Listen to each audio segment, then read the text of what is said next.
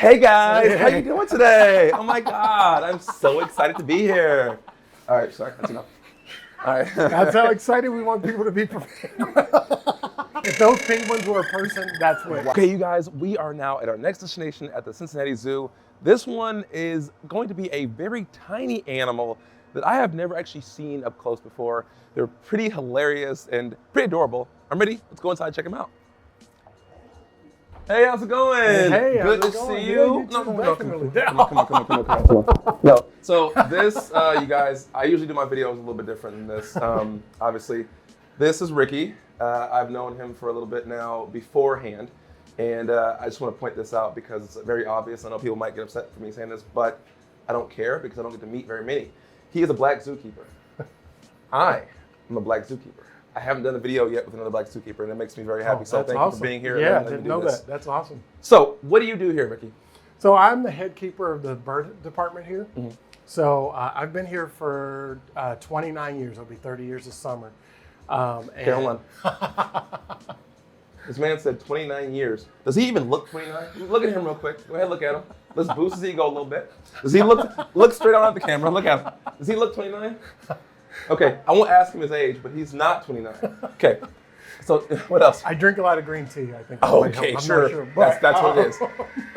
But another thing I do is sometimes I help out with animal training around the zoo. Okay. But most of my work has been with penguins, or birds. In particular, you can hear our little blue penguins who are very excited to meet you. That's why they're making all that noise. Sure they are. No, I think they're just waiting for you to go in there. Yeah, so, they're ready to eat too. Yes. So what are we doing today with the little blue penguins? So right now is our breeding season for our little blue penguins, and they have access to their nest boxes. Mm-hmm. So they're inside. Little blue penguins can't handle the harsh Cincinnati winters. So we have a nice large inside area for them. And so what we do is during the winter times when we set up their breeding, their fall and winter time, and so they have access to their nest boxes. We're going to feed them. You'll see how we feed them, and we're going to provide them with some nesting material. Okay. One of the things we do here that's a little different than some other places, it's actually been one of my personal projects, is we have strived for the goal of getting our penguins to spend more time swimming. Okay. I published a few papers about this, and a lot of zoos hand feed their penguins. Now, it's with good intentions. You want to monitor how much food they consume.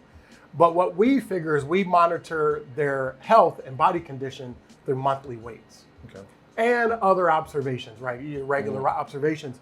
But with the goal of, if you have to hand feed them, then they are more interactive with people and less interactive with their water spaces. So the more opportunities you can feed them in the water, the more likely they're going to spend time in the water. In their natural habitat, penguins eat all their food from the water. Mm-hmm. In zoos, they tend to get it on land. Mm-hmm. Now, when we plate feed, it's somewhere in between, but we also try to feed them in the water whenever we can.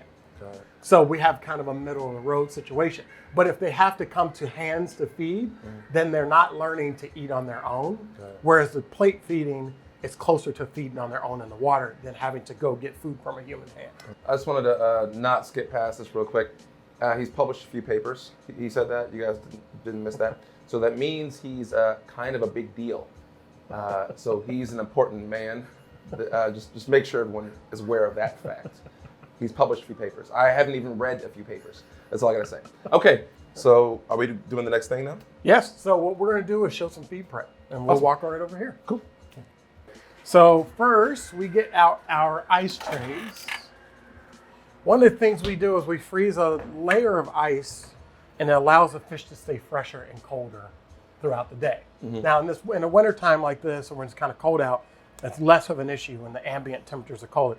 But in the summertime, this helps quite a bit because it keeps the fish cooler. Got it. Currently, we feed out 2 types of fish. Is that Cape one? No, it's like Cape one. Cape one's small or bigger than that. Silver herring? Sides. Silver sides. Yes. Got it. Silver sides, and we also have cod bait herring. Oh, herring. Okay. Yeah. So what we've discovered in our experience with penguins is it seems to, when you use these types of fish, your herring or your silver sides, it seems to provide them with better feather condition and better health in our experience. We've tried lots of other fishes, but these are the 2 species of fish that they seem to do the best with and the best body condition and all that. So we've had little penguins since the late 90s. Started off with 6. We currently have 39. How old can little penguins get? Into their 20s. So right now, our oldest little penguin, who was actually hatched out here, her name is Lassie. She's 21 years old. Wow. Yeah. She's legal. She can drink. Exactly. Got it. So these fish have been thawed. You know, we get them frozen, and they've been thawed. Mm-hmm. We're going to add some more on here.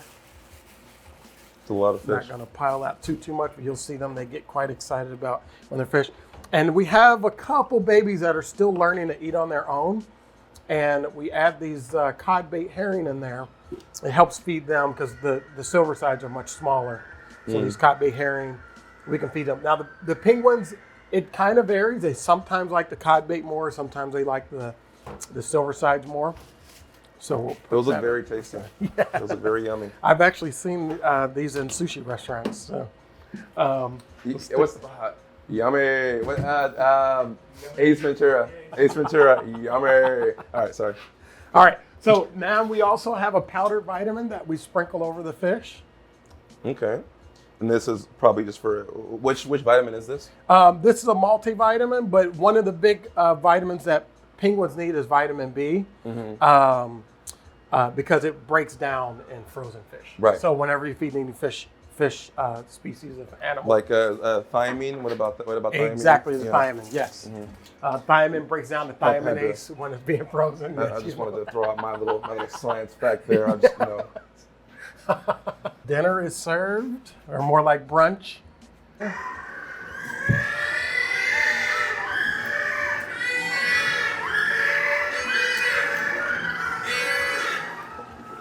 This is the last of the 3 babies that we had that still can't eat on its own just yet. This is Meatloaf. Meatloaf? Yeah, that's her name. So Meatloaf still does a feeding response. What we're trying to get them to learn is how to eat. We feed them over the plate so they can learn with the other birds. This is Rose, who's one of the, last year we had, or this year, we had 3 baby penguins hatched out. Rose is the first one that hatched out. Meatloaf is the last. And this is Joe Burrow, Cup of Joe Burrow, named after our very own Cincinnati Bengals quarterback, Joe Burrow. And as you can see, they're eating on their own there.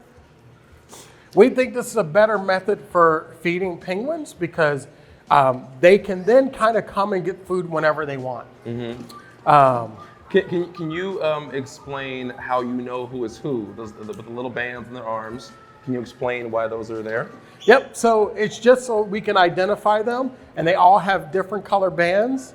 And it's just very simple. So far away, we can quickly identify a bird because when you're close up, you can kind of identify some of them behaviorally, but not very quickly. We have a penguin in the pool over there. We have random penguins over there. And it's much easier if you can quickly identify them. But you also know their personalities too, I assume. Exactly. Some of them are way more personal. Now, this is Marcus right here, and he's our largest male little blue penguin.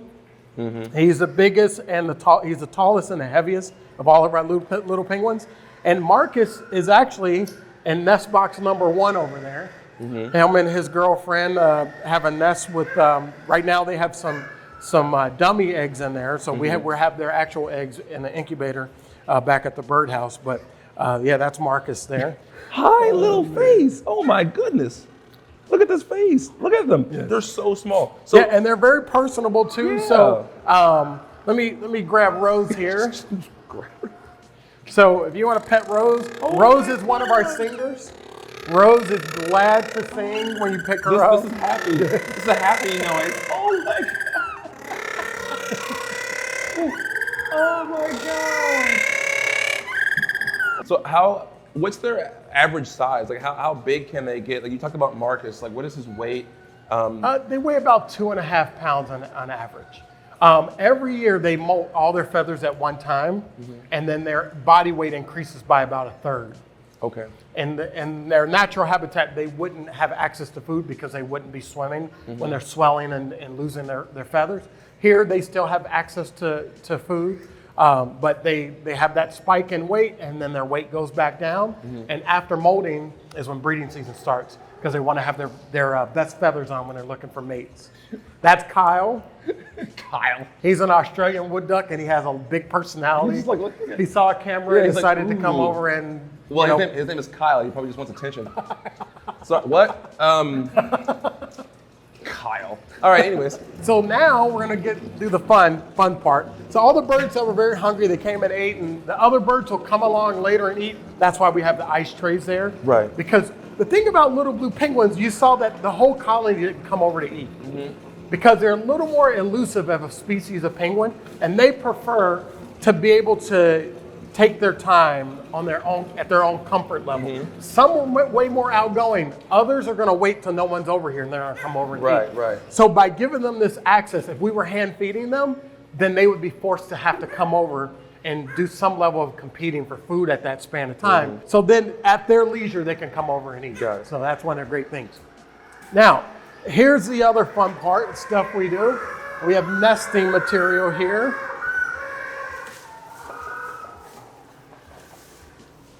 That penguins like Marcus get excited about.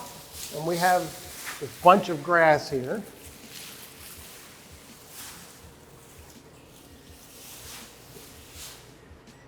So we have this stuff here for them to get in. And as you can see, they realize the new nesting materials there. And some of them are immediately coming over. Immediately. Look at this. Is that Marcus? Yes, that's Marcus. He's like, no, everybody move. He went right. Everybody move, because this is my spot. They're excited about the nesting material. Okay, so with the nesting material, how often would you say they like to switch it out and like freshen it up? So every few days we give them new nesting material. This will last for a few days.